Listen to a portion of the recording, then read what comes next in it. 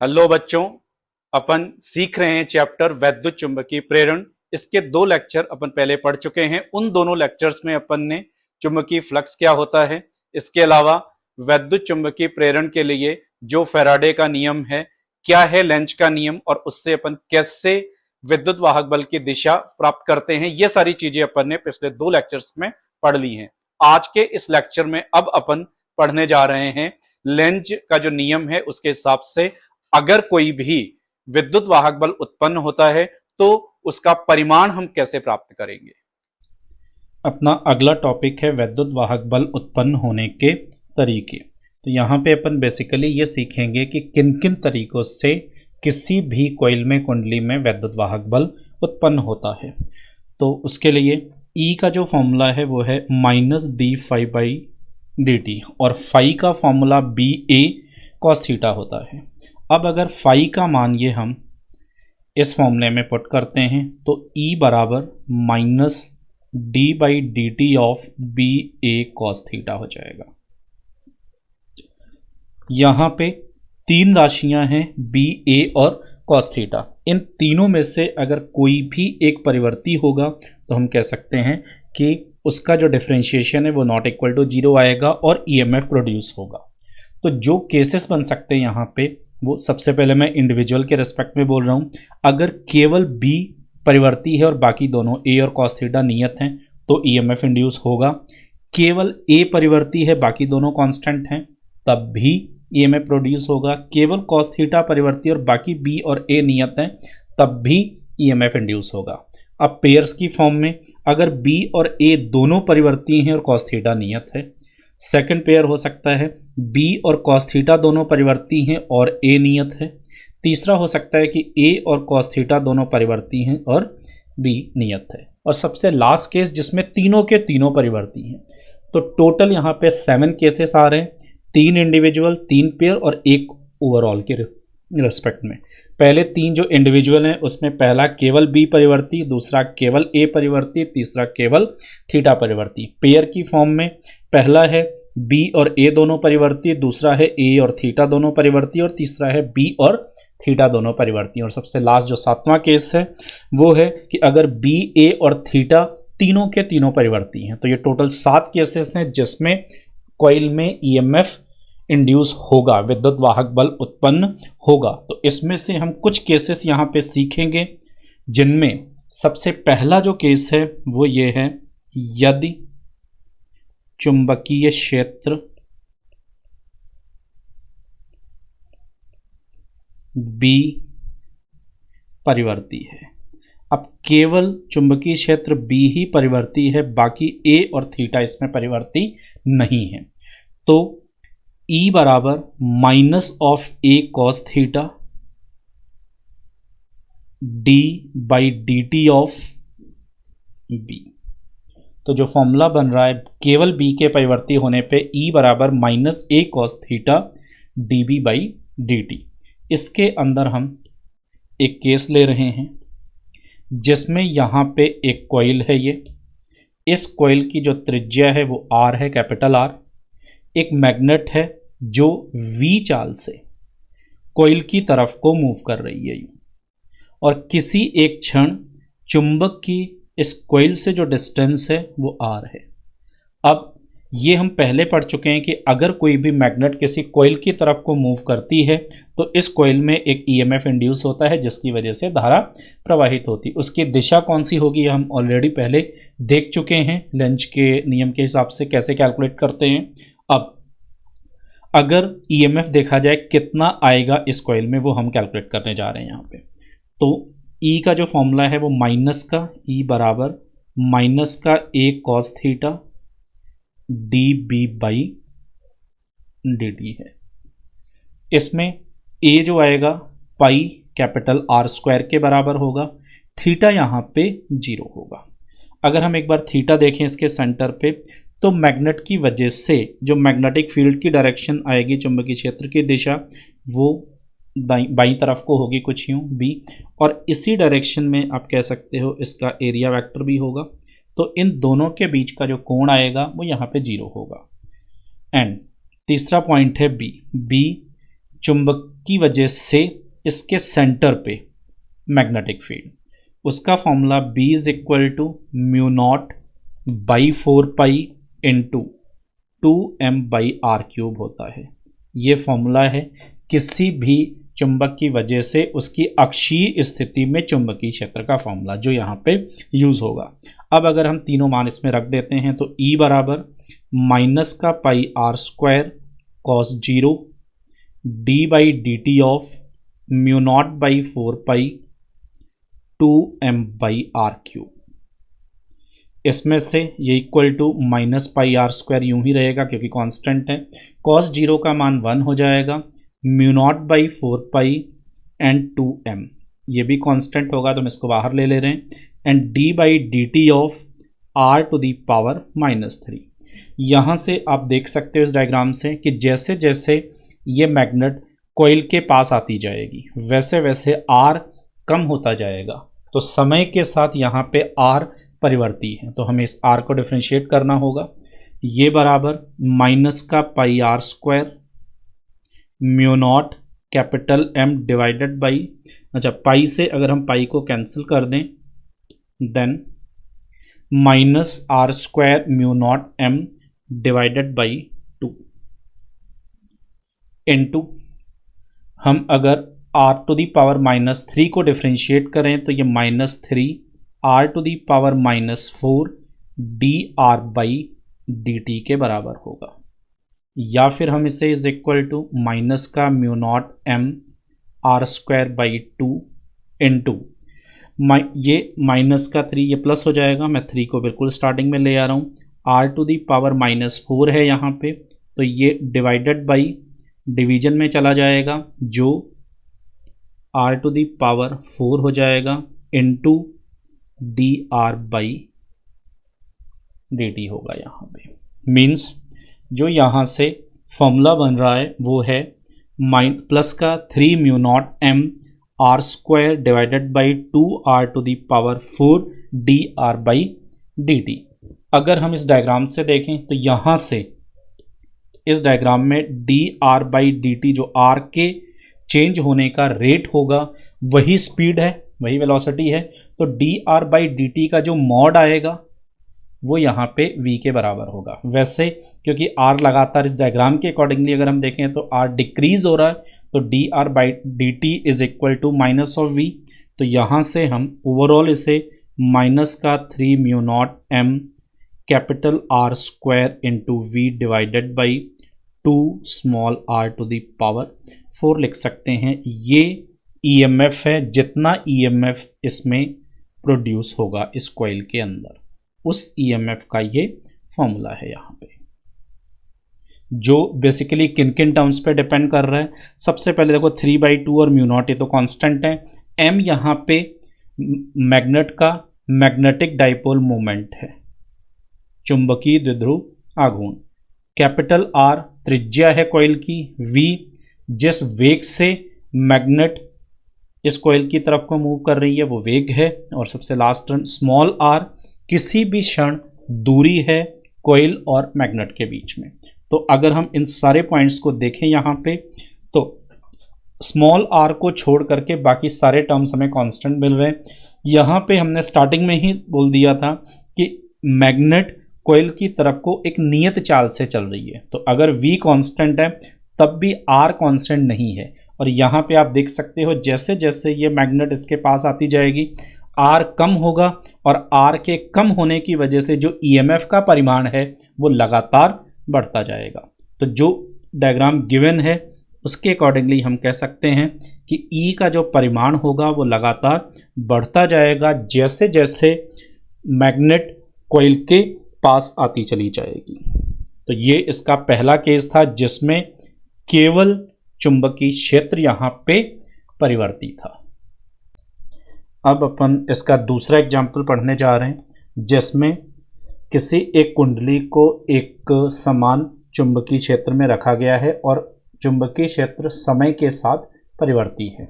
यहाँ पे हमने इस वाले केस में एक ही वृत्ताकार कुंडली ली है, एक सर्कुलर कॉइल है जिसे हमने एक समान चुंबकीय क्षेत्र के अंदर यहाँ पे रख दिया। ये एक समान चुंबकीय क्षेत्र है, लेकिन समय के साथ ये परिवर्ती है चुंबकीय क्षेत्र, तो इस कॉइल में एक ईएमएफ इंड्यूस होगा और वो कितना होगा ये हम फाइंड करते हैं। तो E का फॉर्मूला यहाँ पे -A cos थीटा dB/dt था। अब यहाँ से देख सकते हैं हम A बराबर πr² होगा अगर इस कॉइल की जो रेडियस है यहाँ पे ये r है, एंड थीटा का मान यहाँ पे दिख पा रहा होगा आपको 0 है, क्योंकि चुंबकीय क्षेत्र यहाँ अंदर की तरफ को है और इसका जो पृष्ठ क्षेत्रफल सदिश आएगा वो भी उसी डायरेक्शन में, या तो इनवर्ड होगा या आउटवर्ड होगा। तो थीटा का मान भी आप 0 या 180 डिग्री कह सकते हो। तो यहाँ पे ओपन के लिए हमेशा 0 ही लिया जाता है किसी भी ओपन सरफेस के लिए। तो थीटा का मान मैं यहाँ पे 0 ले रहा हूँ। तो यहाँ से जो फॉर्मूला आ रहा है E = -πr² dB/dt, ये जो इस कॉइल में ईएमएफ इंड्यूस होगा उसका फॉर्मूला है यहाँ पे।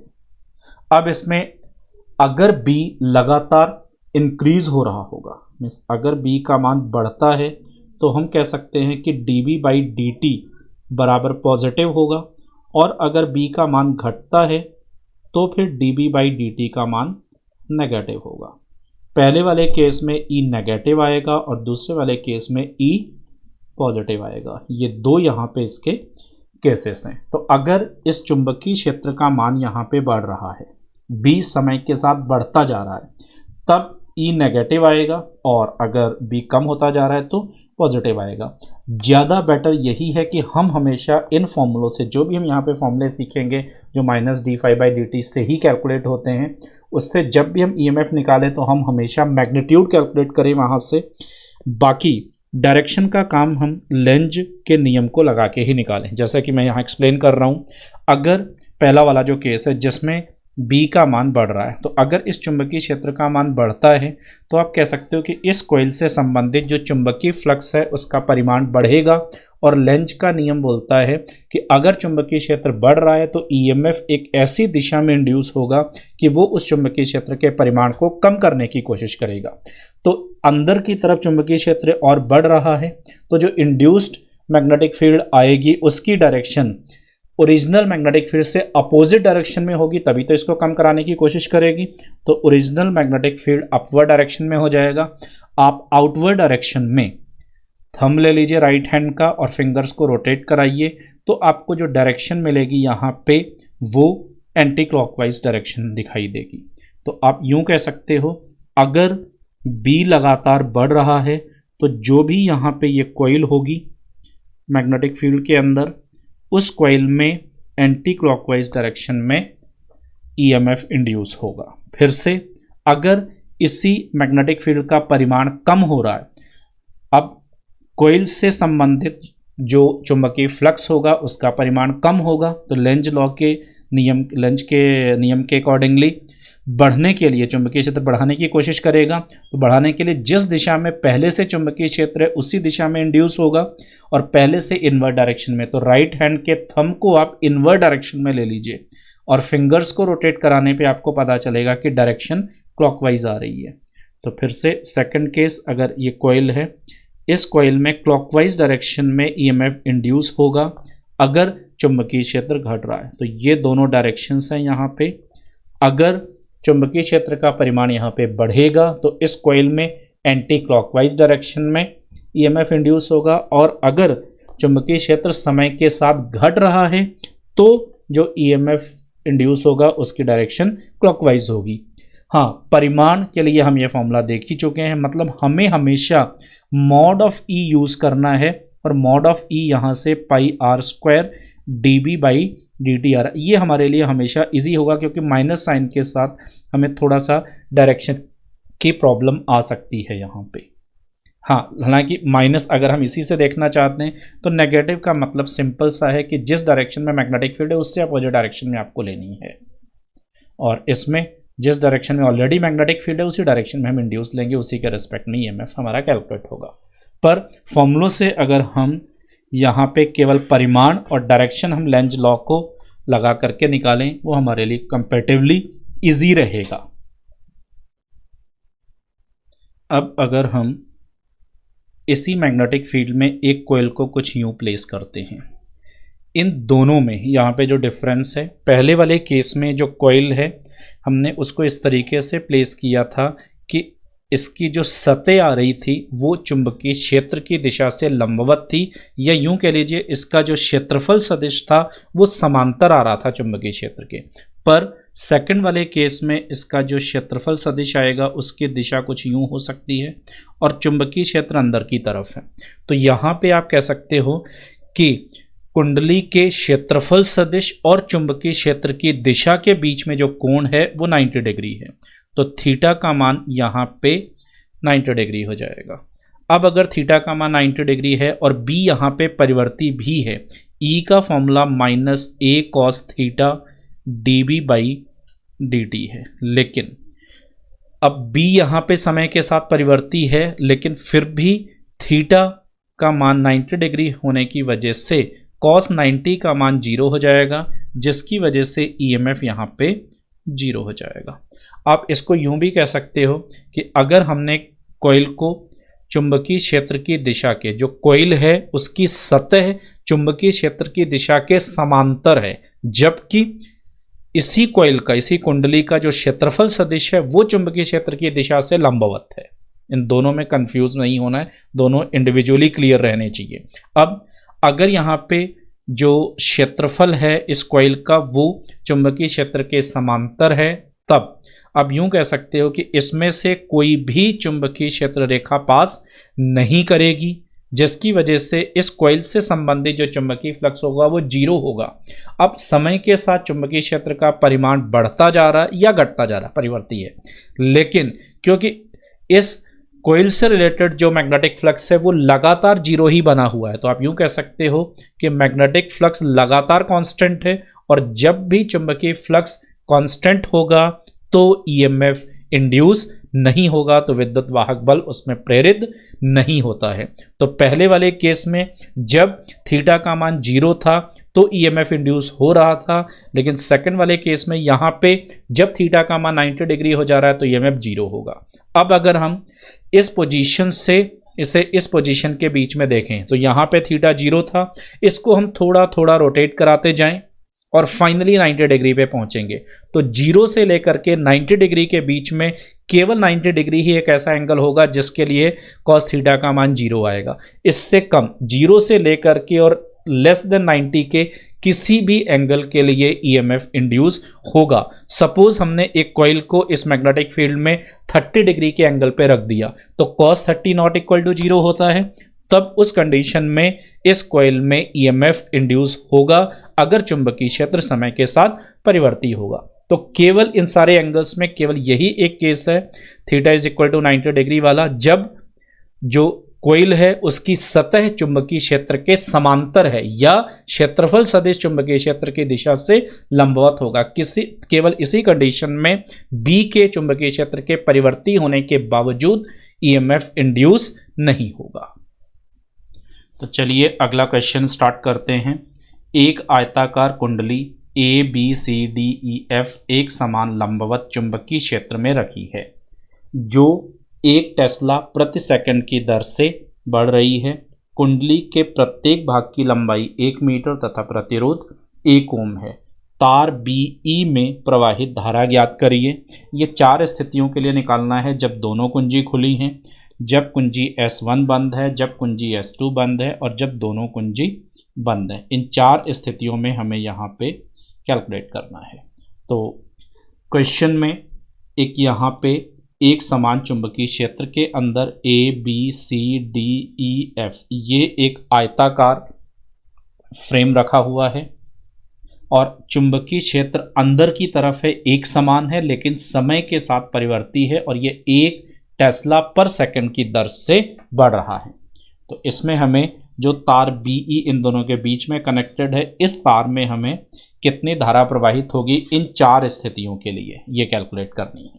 तो सबसे पहले जब दोनों कुंजी खुली हैं तो आप देख सकते हो अगर S1 और S2 यहाँ पे दोनों स्विच ओपन होंगे तो ये सर्किट क्लोज नहीं हो पाएगा, और अगर ये सर्किट क्लोज नहीं होता है तो इसमें कोई भी धारा प्रवाहित नहीं होगी। तो पहले वाली स्थिति में जो फर्स्ट कंडीशन है इसमें हम कह सकते हैं कि I बराबर 0 आएगा, और धारा के 0 आने का कारण इस परिपथ का खुला होना है। यहाँ पे ये परिपथ क्लोज नहीं है इस केस में। अब सेकंड वाली स्थिति में जब कुंजी S1 बंद है, तो सेकंड कंडीशन में आते हैं। सेकंड वाले में इस कुंजी को S1 को यहाँ पे यूं बंद कर दिया गया है। तो अब ABEF आपको एक क्लोज लूप दिख रहा होगा, इसमें हमें कितनी धारा होगी ये कैलकुलेट करना है। तो उसके लिए पहले मैं EMF कैलकुलेट कर रहा हूँ। E बराबर, E का जो फॉर्मूला है वो है A dB बाई dt, और साथ में cos थीटा भी लगा सकते हैं। और ये मैंने केवल परिमाण लिखा है, इसमें मैं माइनस साइन नहीं दे रहा हूँ क्योंकि वो हम डायरेक्शन लेंज लॉ से डायरेक्टली ही फाइंड करेंगे। थीटा यहाँ पे दिख पा रहा होगा 0 है, तो हम इस फॉर्मूले को A dB बाई dt लिख सकते हैं। ये बराबर जो क्षेत्रफल आएगा यहाँ पे इस स्क्वायर का, ये साइड भी AB भी 1 मीटर दे रखी है क्वेश्चन में, BE भी 1 मीटर दे रखी है, तो ये 1 इंटू 1 1 हो जाएगा। तो 1 इंटू 1 टेस्ला पर सेकंड की दर से ही यहाँ पे चुंबकीय क्षेत्र परिवर्तित हो रहा है, तो ये बराबर 1 वोल्ट। यहाँ पे जो इसमें EMF इंड्यूस हो रहा है वो 1 वोल्ट के बराबर है। अब अगर हम यहाँ पे करंट कैलकुलेट करें तो I का फॉर्मूला E बाई R होगा। E यहाँ पे 1 है डिवाइडेड बाई 1, प्रतिरोध भी 1 ओम है, सॉरी प्रतिरोध हो जाएगा 4 ओम, क्योंकि प्रतिरोध हर एक भाग का AB का 1 ओम है, BE का भी 1 ओम, EF का भी 1 ओम और FA का भी 1 ओम है। मीन्स जो टोटल यहाँ पे प्रतिरोध आएगा वो 4 ओम हो चुका होगा। तो 1/4 मीन्स 0.25 एम्पियर यहाँ पे करंट फ्लो हो रही होगी। और जो डायरेक्शन है, डायरेक्शन अगर अपन देखें उसके लिए ABEF इस वाले पार्ट में चुंबकीय क्षेत्र अंदर की तरफ है और बढ़ रहा है, तो लेंज का नियम कहता है कि अगर चुंबकीय क्षेत्र बढ़ रहा है तो उसे घटाने के लिए इससे विपरीत डायरेक्शन में आएगा इंड्यूस वाला। तो इससे विपरीत मतलब आउटवर्ड डायरेक्शन में बाहर की तरफ को अगर हम दाएं हाथ का अंगूठा ले लें और फिंगर्स को रोटेट कराएं तो हम देखेंगे कि डायरेक्शन एंटी क्लॉकवाइज हमें मिलेगी EMF की। तो इसमें जो करंट फ्लो होगी वो भी एंटी क्लॉकवाइज डायरेक्शन में होगी, मतलब कुछ ऐसे कह सकते हैं FEBA, इस तरीके से यूं इस डायरेक्शन में एंटी क्लॉकवाइज डायरेक्शन में करंट फ्लो हो रही होगी या EMF इंड्यूस होगा। तो ये जो BE तार है इसमें जो धारा आएगी वो E से B की तरफ होगी। तो जो डायरेक्शन आएगी यहाँ पे वो E से B की ओर, ये टोटल करंट और उसकी डायरेक्शन होगी। अब अपन तीसरे वाले पार्ट पे आते हैं। थर्ड वाले में केवल स्विच S2 क्लोज है, तो अब मैं इसको तो ओपन कर दे रहा हूँ और इधर वाले दूसरे स्विच को मैं क्लोज कर दे रहा हूँ S2 को। अब आपको दिख पा रहा होगा कि BCDE ये क्लोज लूप बन गया और इसका क्षेत्रफल भी एग्जैक्ट पिछले वाले के इसके बराबर ही है। तो EMF जो इसमें इंड्यूस होगा उसका परिमाण तो वही रहेगा। तो E फिर से हम A dB बाई dt लिख सकते हैं, और जैसा पिछले वाले में सॉल्व करने पे ये 1 वोल्ट आ रहा था तो यहाँ पे भी 1 वोल्ट ही आएगा। I का formula current is equal to E by R है। प्रतिरोध फिर से आपको दिख पा रहा होगा कि इसमें भी इन चारों पार्ट की वजह से 4 ओम ही होगा, मीन्स ये इज इक्वल टू 1/4, और करंट इसमें भी 0.5 एम्पियर ही आएगी। जब केवल स्विच S1 बंद है तब भी 0.25 एम्पियर करंट आ रही है, और जब केवल स्विच S2 बंद है तब भी 0.25 एम्पियर करंट आ रही है। अब फिर से इसको कैलकुलेट करना है, इसमें डायरेक्शन देखनी है कौन सी आएगी। उसके लिए इस BCDA वाले पार्ट में अगर देखें अपन कि अंदर की तरफ चुंबकीय क्षेत्र है और वो बढ़ रही है, तो लेंज लॉ के अकॉर्डिंगली उसे कम करने के लिए जो इंड्यूस होगी मैग्नेटिक फील्ड वो विपरीत दिशा में होगी, मतलब आउटवर्ड या बाहर की तरफ। फिर से बाहर की तरफ अगर हम राइट हैंड का थंब लेते हैं तो फिंगर्स को रोटेट कराने पे हम देखेंगे कि हमें एंटी क्लॉकवाइज डायरेक्शन में EMF या करंट मिल पा रही है। तो फिर से जो डायरेक्शन आएगी वो एंटी क्लॉकवाइज आ रही है कुछ यूं। अब हम देख पा रहे हैं कि B से E की तरफ आ रही है करंट, तो जो करंट फ्लो होगी तार BE में उसकी डायरेक्शन B से E की ओर हो जाएगी। सबसे लास्ट केस है फोर्थ, जिसमें दोनों कुंजी बंद है। तो अगर अब हम यहाँ पे इन दोनों कुंजियों को बंद कर दें तो एक यहाँ पे आपको दिख पा रहा होगा ABFE ये वाला पार्ट और एक ये वाला पार्ट, दोनों के बंद होने पे दोनों ही बंद परिपथ की तरह बिहेव कर रहे हैं और दोनों में समान धारा प्रवाहित हो रही है, अपन ने अभी देखा था। लेकिन BE एक ऐसी तार है जिसमें S1 की वजह से धारा की दिशा E से B की तरफ थी और S2 की वजह से धारा की दिशा B से E की तरफ थी और दोनों का परिमाण आपस में बराबर है, तो इस वाली तार में जो कुल धारा होगी वो 0 हो जाएगी। लेकिन इस लूप में धारा प्रवाहित हो रही होगी, धारा की दिशा CBAFED इस तरीके से कुछ एंटी क्लॉकवाइज डायरेक्शन में यहाँ पे करंट फ्लो हो रही होगी, लेकिन इस BE वायर में करंट 0 हो चुकी होगी। तो यहाँ पे सबसे लास्ट वाले केस में आंसर फिर से I बराबर 0 है वायर या तार BE के लिए। अब पहले वाले केस में भी धारा 0 थी और इसमें भी धारा 0 है। इन दोनों में केवल ये डिफरेंस है कि फर्स्ट वाले केस में जब ये दोनों स्विच हमने ओपन कर रखे थे तो किसी भी पार्ट में कोई करंट नहीं थी, लेकिन जब हमने दोनों को क्लोज कर रखा है तब केवल तार BE में करंट 0 हो रही है, बाकी इस वाले पार्ट में इस लूप में करंट फ्लो हो रही होगी। तो अगला क्वेश्चन स्टार्ट करते हैं। लंबवत चुंबकीय क्षेत्र में एक कुंडली चित्रानुसार रखी है। चुंबकीय क्षेत्र 2 टेस्ला पर सेकंड की दर से बढ़ रहा है। कुंडली का प्रतिरोध 10 ओम है। प्रवाहित धारा ज्ञात करिए। तो यहाँ पे एक ये कुंडली दे रखी है कुछ इस तरीके से, ये कुंडली है। इस कुंडली को एक समान लंबवत चुंबकीय क्षेत्र में रखा है और इसकी जो दिशा है वो यहाँ पे अंदर की तरफ है। इस जो कुंडली रखी गई है इसका जो आकृति है वो स्क्वायर जैसी है कुछ। 10 सेंटीमीटर इसकी बाहर की भुजा और अंदर वाली जो है ना वो 1 सेंटीमीटर कुछ कम हो जाएगी। मतलब ये जो भुजा बचेगी ये 8 सेंटीमीटर है और ये वाली 10 है। ऐसा ही ये वाली भुजा भी 10 सेंटीमीटर, ये वाली भुजा 8 सेंटीमीटर है यहाँ पे। तो इन दोनों को भी मैं ड्रॉ कर दे रहा हूँ। ये जो भुजा आएगी ये यहाँ पे 10 सेंटीमीटर है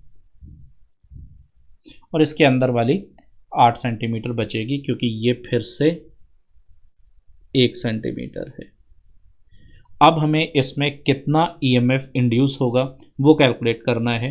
तो उसके लिए हम जो फॉर्मूला यूज़ करेंगे यहाँ पे वो है E बराबर AdB/dt इंटू कॉस थीटा। मैं यहाँ पे फिर से केवल परिमाण ही लिख रहा हूँ, यहाँ पे साइन मैंने हटा दिया है। कॉस थीटा फिर से देख पा रहे हो यहाँ पे 0 आएगा क्योंकि चुंबकीय क्षेत्र की जो दिशा है वो अंदर की तरफ है और इस पृष्ठ के लिए जो क्षेत्रफल सदिश आएगा वो भी अंदर की तरफ होगा। तो आप कह सकते हो कि थीटा का मान यहाँ पे 0 है, मतलब जो E आएगा ये AdB/dt के बराबर बचेगा। क्वेश्चन में dB/dt 2 टेस्ला पर सेकंड दे रखा है, हमें क्षेत्रफल A निकालना है। तो उसके लिए जो क्षेत्रफल हमें लेना है वो कुछ ये वाला पार्ट होगा, मैं जिस पार्ट को मैं शेडेड कर रहा हूँ यहाँ पे यूँ, केवल ये वो पार्ट है इस कुंडली का जिससे चुंबकीय फ्लक्स लिंक कर रहा है। तो हमें इस वाले क्षेत्रफल को यहाँ पे ज्ञात करना है। तो इसके लिए जो क्षेत्रफल आएगा ये इज इक्वल टू एरिया। तो एरिया के लिए आपको दिख पा रहा होगा ये बाहर वाली जो भुजा है ये 10 सेंटीमीटर है, ये भी 10 सेंटीमीटर है। तो टोटल ये क्षेत्रफल इसके अंदर जो आएगा वो 100 हो जाएगा, 10 × 10। उसमें से ये वाला पार्ट हमें सब्ट्रैक्ट करना है और ये दोनों भुजाएं आपको 8 सेंटीमीटर दिख पा रही होंगी। तो जो क्षेत्रफल आएगा वो 10 × 10 100 माइनस 8 × 8 64। क्योंकि ये सेंटीमीटर्स में दे रखा है तो हम 10⁻⁻4 कर देंगे जिससे कि मीटर में कन्वर्ट हो जाए। इंटू dB/dt इज 2 टेस्ला पर सेकेंड। तो जो EMF यहाँ से आ रहा है ये इज इक्वल टू 100 - 64 को हम 36 ले सकते हैं, 36 × 2 जिसे हम 72 डायरेक्टली लिख सकते हैं। तो 72 × 10⁻⁻4 वोल्ट ये EMF इस कॉइल में प्रोड्यूस हो रहा है। क्वेश्चन में जो प्रतिरोध है वो 10 ओम दे रखा है। तो हम I is equal to E/R अगर यूज़ करें तो ये is equal to 72 × 10⁻⁻4 divided by 10 means answer is 7.2 × 10⁻⁻4 -4 ampere ये धारा यहाँ पे प्रवाहित हो रही होगी। और इस धारा की जो दिशा आएगी यहाँ पे, वो डायरेक्शन, अगर मैं इसे नाम देता हूँ ये ए बी, ये point C D E F, मैं सारे कॉर्नर्स बना दे रहा हूँ, एच आई जे के एल, कुछ इस तरीके से अगर मैं इसे बनाता हूँ, तो अब हमें दिशा निकालनी है ईएमएफ की जो डायरेक्शन आएगी वो। अगर हम केवल आउटर वाले के रेस्पेक्ट में देखें यहाँ पे, तो हमें यह दिख पा रहा है कि जो चुंबकीय क्षेत्र है वो अंदर की तरफ है और बढ़ रहा है। तो लेंज का नियम बोलता है कि अगर चुंबकीय क्षेत्र बढ़ रहा है तो उसे घटाने के लिए उससे विपरीत दिशा में इंड्यूस वाले की डायरेक्शन आएगी। तो विपरीत दिशा आउटवर्ड हो जाएगी। आउटवर्ड डायरेक्शन में अगर हम थंब ले लेते हैं तो हमें एंटी क्लॉकवाइज डायरेक्शन में आउटर वाले पे ईएमएफ की डायरेक्शन दिखाई दे रही। मीन्स हम कुछ यूं कह सकते हैं, ये यूं डायरेक्शन आएगी कुछ ऐसे,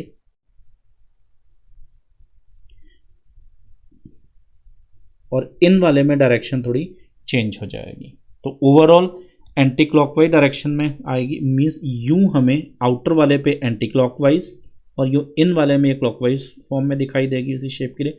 कुछ यूं इसके अंदर हमें ईएमएफ इंड्यूस या करंट की डायरेक्शन मिलेगी। अब अपन ईएमएफ इंड्यूस होने के तरीकों में दूसरे वाले केस पे आ रहे हैं, जब केवल कुंडली का क्षेत्रफल परिवर्ती है। तो ईएमएफ का फॉर्मूला यहाँ पे -d/dt of B A cos theta था। फाई की जगह हमने बी ए कॉस थीटा रख लिया था। अब यहाँ पे केवल ए परिवर्ती है, तो इस फॉर्मूले को हम is equal to -b cos theta D A by D T लिख सकते हैं। तो ये फॉर्मूला यूज होगा अगर केवल क्षेत्रफल परिवर्ती होगा।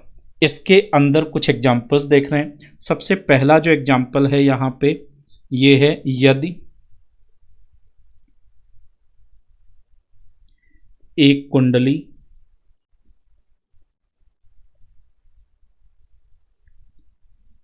की आकृति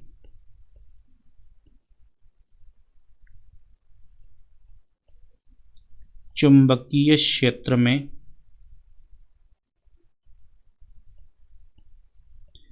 परिवर्तित होती है।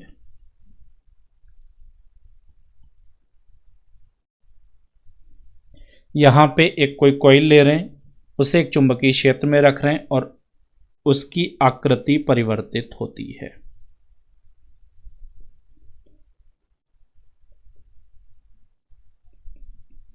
तो ये हमने एक समान चुंबकीय क्षेत्र बना लिया है। यहाँ पे इसके अंदर हम एक स्क्वायर शेप में एक कॉइल रख रहे हैं। एक ऐसी कुंडली रखी है जिसकी आकृति स्क्वायर वर्गाकार है। कुछ समय में मान लेते हैं कि इसकी जो आकृति है वो परिवर्तित होकर के वृत्ताकार हो जाती है। तो थोड़े से टाइम में ये अपनी आकृति कुछ यूं चेंज करेगी। ये वर्गाकार से वृत्ताकार पोजीशन में जा रही है, और ऐसा होने में हम मान रहे हैं जो समय लग रहा है इसे वो है t। शुरुआत में जो इसकी एक भुजा है उसकी लंबाई हम l ले लेते हैं, और बाद में इसकी जो रेडियस आएगी कॉइल की उसको हम r ले लेते हैं। तो सबसे पहले तो हम इसी के बीच रिलेशन बना लेते हैं।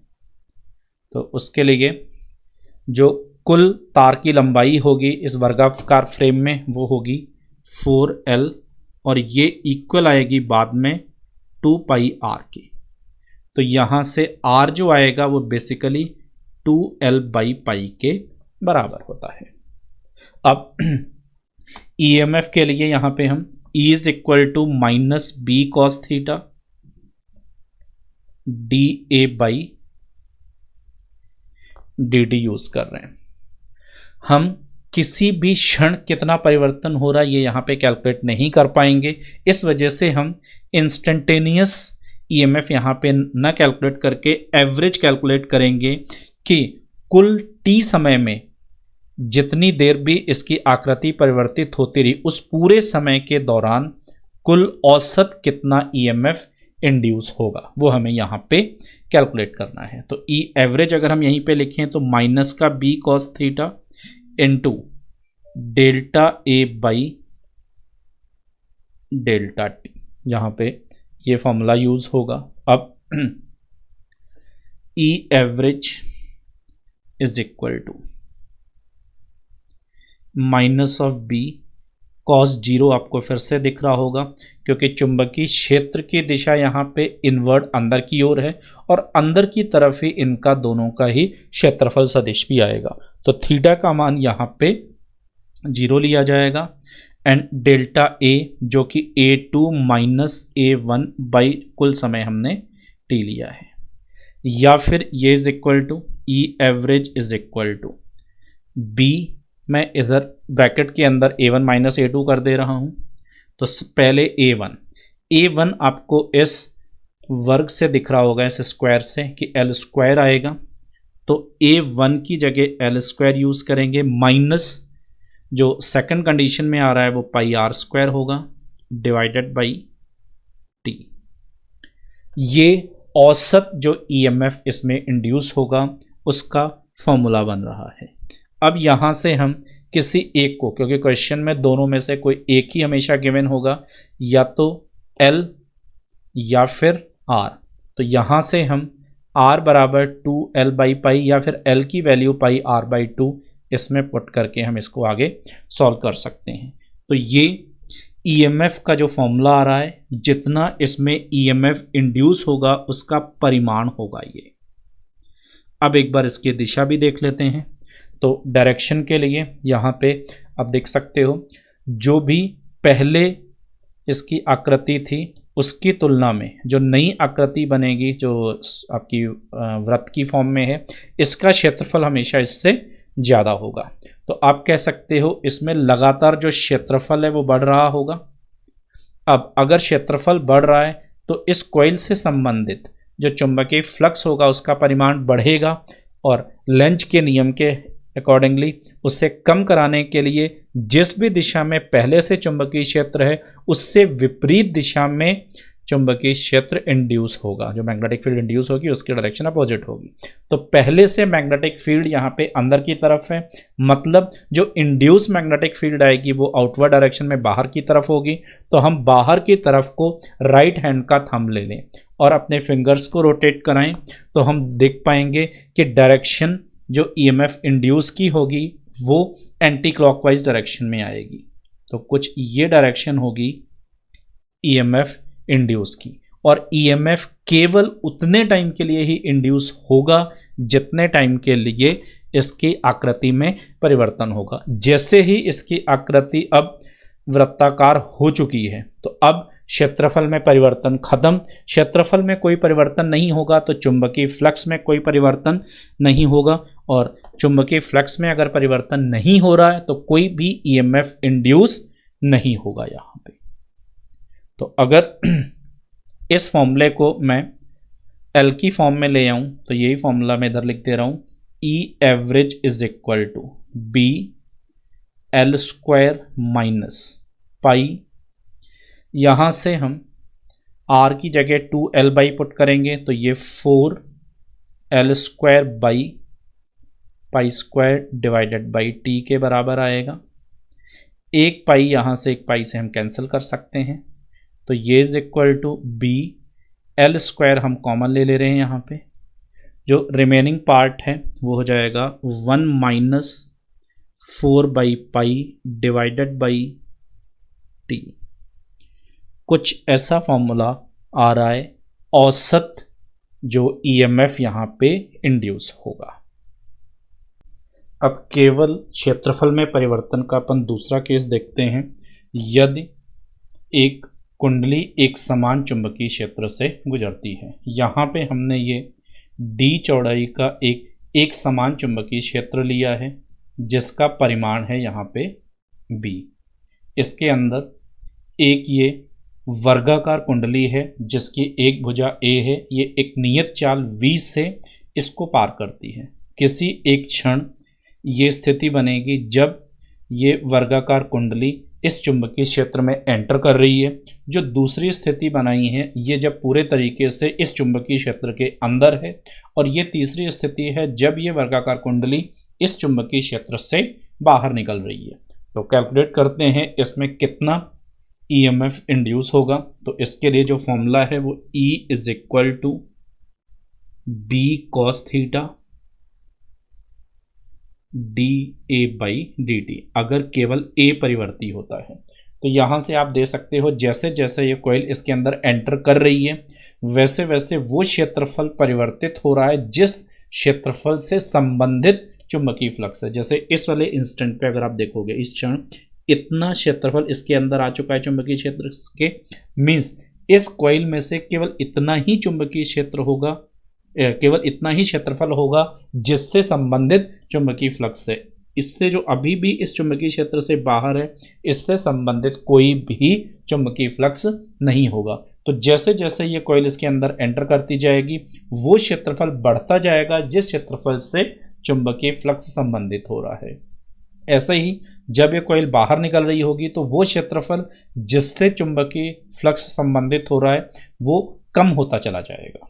तो इन दोनों ही स्थितियों में आप कह सकते हो कि एक ईएमएफ इंड्यूस होगा इन कॉइल्स में, लेकिन जब ये इसके इन बिटवीन मूव कर रही है तो थोड़ा सा आगे मूव करने से इसमें जैसे जैसे आगे मूव करती जाएगी इसके चुंबकीय फ्लक्स में कोई परिवर्तन नहीं होगा। और चुंबकीय फ्लक्स में अगर कोई परिवर्तन नहीं होता है तो इसमें कोई भी ईएमएफ इंड्यूस नहीं होगा। मीन्स ईएमएफ इंड्यूस केवल तभी होगा जब या तो ये कॉइल चुंबकीय क्षेत्र में प्रवेश करती है या फिर ये कुंडली चुंबकीय क्षेत्र से बाहर निकलती। इन्हीं दोनों स्थितियों में E नॉट इक्वल टू 0 आएगा, क्योंकि इन्हीं दोनों स्थितियों में कॉइल से रिलेटेड जो मैग्नेटिक फ्लक्स है वो चेंज हो रहा है।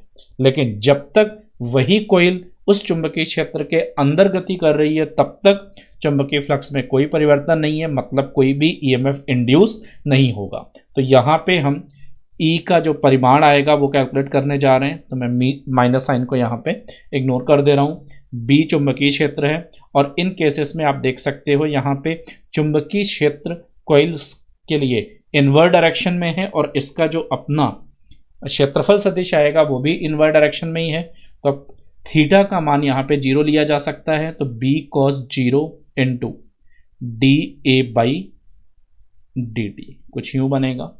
यहाँ से जो इसका एरिया होगा उसको हम कुछ यूँ कह सकते हैं, किसी भी क्षण मान लो इसमें टोटल x लंबाई एंटर कर चुकी है तो ये वो हिस्सा आएगा जो इसके अंदर एंटर कर चुका है और दूसरी वाली भुजा a के बराबर होगी। तो हम यहाँ से ये b cos 0 1 हो जाएगा। d by D T of area को हम a इंटू एक्स लिख सकते हैं जिसमें से a कांस्टेंट है। तो फॉर्मूला बन जाएगा B A D X by D T और D X by D T यहाँ से इस डायग्राम से आपको दिख पा रहा है यही वेलोसिटी वेग के बराबर है। तो E का जो परिमाण आ रहा है वो बी ए वी के बराबर होगा। ये है जो भी इस कॉइल में ईएमएफ इंड्यूस होगा उसका फॉर्मूला बी ए वी, जहाँ पे बी चुंबकीय क्षेत्र, ए इस स्क्वायर की कोई एक साइड है, वर्ग की एक भुजा है और वी जिस वेग से ये कॉइल मैग्नेटिक फील्ड में एंटर कर रही है या मैग्नेटिक फील्ड से एग्जिट हो रही है। तो उसका फॉर्मूला यहाँ पे बी ए वी आ रहा है। अब दोनों ही स्थितियों में डायरेक्शन क्या आएगी अपन ये कैलकुलेट करेंगे। फॉर्मूला दोनों बार सेम रहेगा बी ए वी, चाहे ये कॉइल एंटर कर रही है और चाहे ये कॉइल यहाँ से एग्जिट हो रही होती। अब हम डायरेक्शन डायरेक्टली देखेंगे, उसके लिए लेंज लॉ को यूज करेंगे। तो पहले वाले केस में जो पहले वाला स्थिति है इसमें कॉइल एंटर कर रही है तो वो क्षेत्रफल बढ़ रहा है जिससे संबंधित चुंबकीय फ्लक्स है, मतलब इस कॉइल से संबंधित चुंबकीय फ्लक्स का परिमाण बढ़ रहा है। तो लेंज लॉ के अकॉर्डिंग उसे कम करने के लिए जिस भी दिशा में पहले से ये चुंबकीय क्षेत्र है उससे विपरीत दिशा में प्रेरित होगा।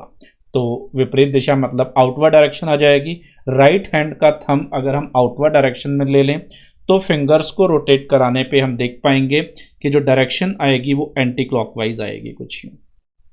ये इसमें ईएमएफ इंड्यूस या फिर करंट फ्लो की डायरेक्शन आ जाएगी। जब यही कॉइल बाहर निकल रही है तब इस कॉइल से संबंधित चुंबकीय फ्लक्स कम हो रहा है।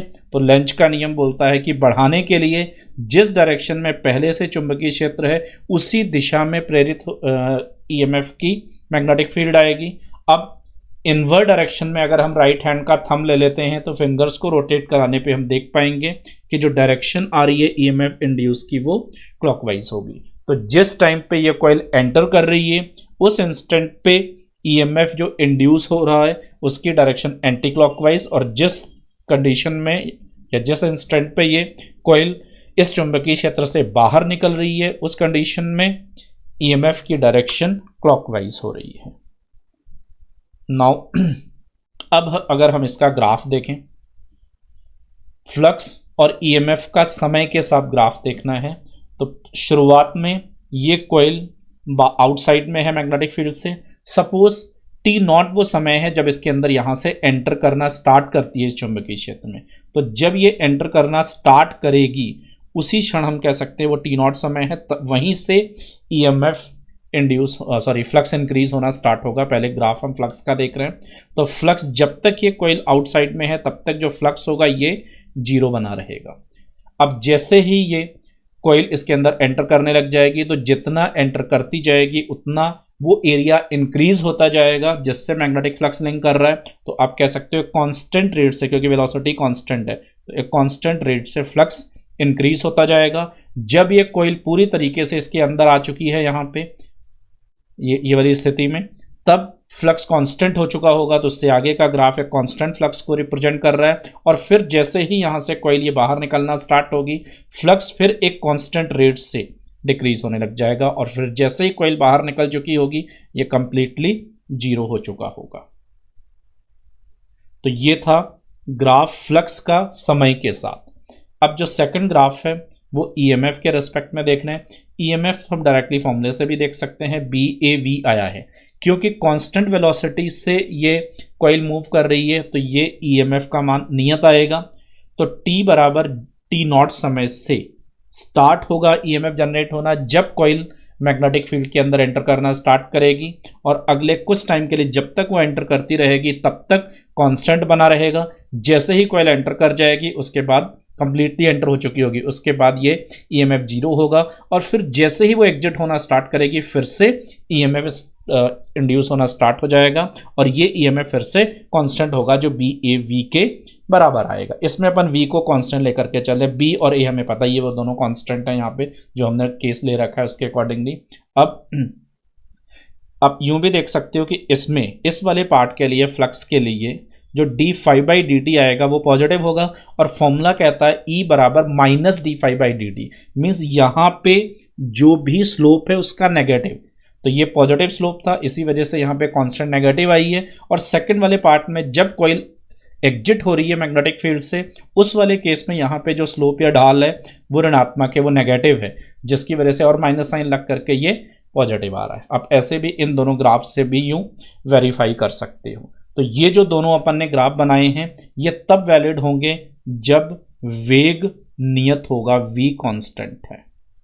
लेकिन अगर वेग भी परिवर्ती होगा, मीन्स यहाँ पे जो कॉइल इसके अंदर ये एंटर कर रही है इसका वेग लगातार परिवर्तित हो रहा होगा, या तो इंक्रीज हो रहा है या डिक्रीज हो रहा है। फॉर्मूला यही रहेगा जिसमें से b और a तो कांस्टेंट ही रहेंगे।